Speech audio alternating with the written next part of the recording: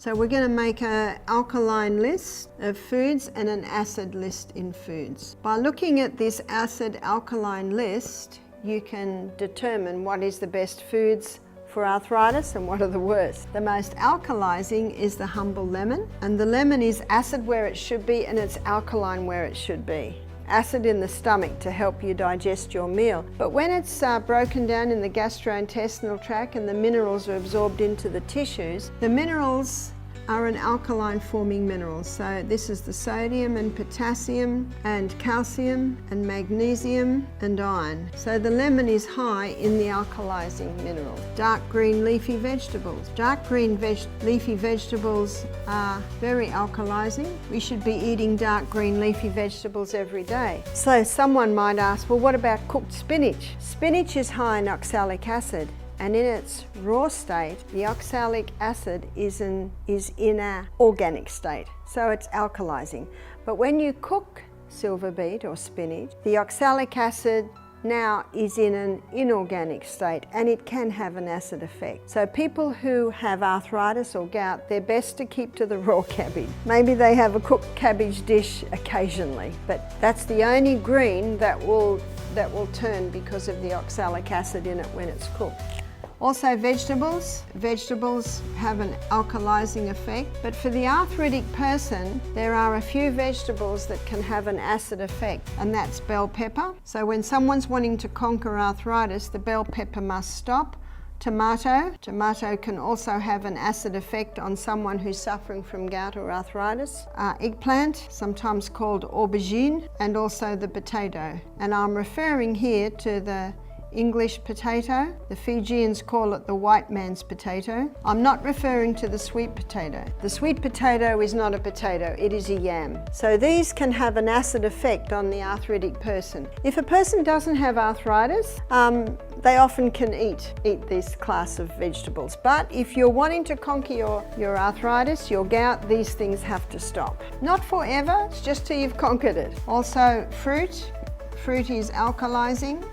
Millet is an alkaline grain, as is quinoa, as is buckwheat. Buckwheat is also an alkalizing grain, or an alkaline forming grain, and spelt and kamut, these are alkalizing grains. There's another one called enkenhorn, so any of your ancient grains from the ancient wheat have an alkalizing effect. Almonds are the alkalizing nut, and Brazil nuts, they're the two alkaline forming nuts. And regarding legumes, the lima bean, and lentils and soy. And again, the soy must be organic, non-GMO. All your seeds, they also have an alkalizing effect. The most acid food that can go into the body is the pure crystallized acid that's extracted from the sugarcane plant. It is incredibly acid, it's a pure acid. Also meat, Dr. Colin Campbell in his book China Study, he shows how he could turn cancer cells on and off by the amount of meat and dairy products that he was giving them, because cancer loves an acid environment.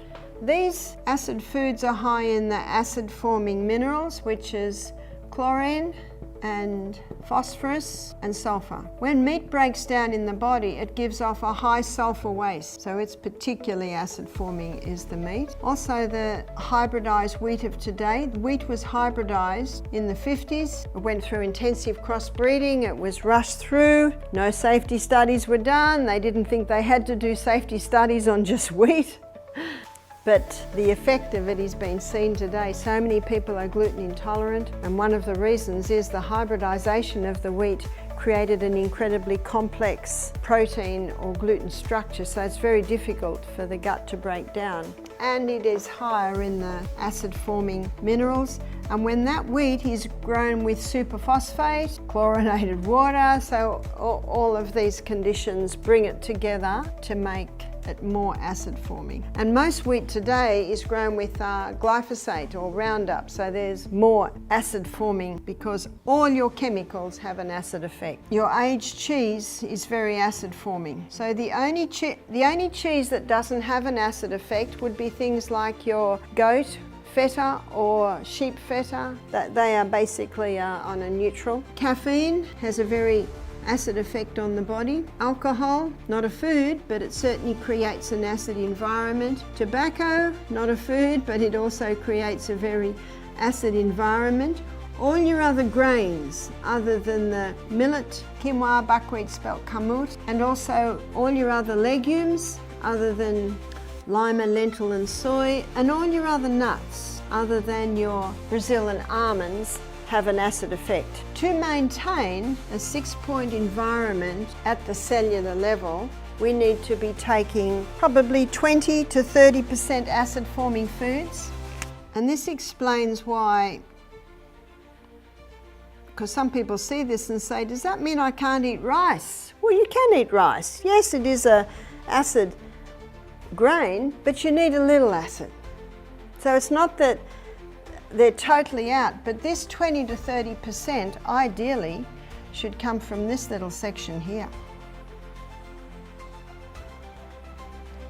And we should be having approximately 70 to 80% alkaline forming foods. What that will do is that will maintain the cellular pH conducive to recovering from arthritis. See, the blood pH never changes. Your lungs and your kidneys are constantly working to keep the blood pH in the area that it should be, but the cellular pH can change, and your cellular pH is influenced by the breaking of these laws. It's influenced by dehydrated, it's influenced by lack of oxygen, it's influenced by a very acid diet. Then the cellular pH becomes more acid, and that is where arthritis and gout like to thrive. We've got to get alkalinity into those joints, and when your blood is carrying the food that is more alkaline, then it's contributing to the alkaline or less acid environment around the joints. So the food, so we'll put a little red arrow indicating that over there is the food that will help to conquer arthritis.